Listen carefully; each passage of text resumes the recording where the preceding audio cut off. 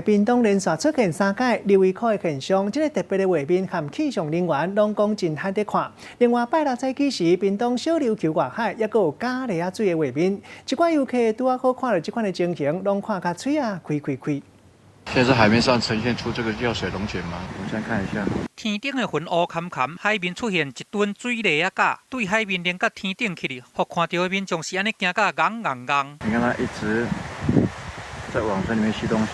原本就是讲天气无好要变天啊，不过雄煞来出现这落水梨仔架，这是伫个18早起8点外，强伫个这个屏东小琉球的外海来出现这落自然奇景，拢总煞咧有2分外钟遐久，拄好去互民众甲翕落来。没有错，就是水龙卷。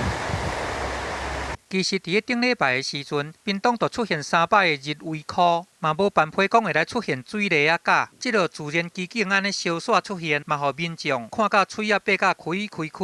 记者综合报道。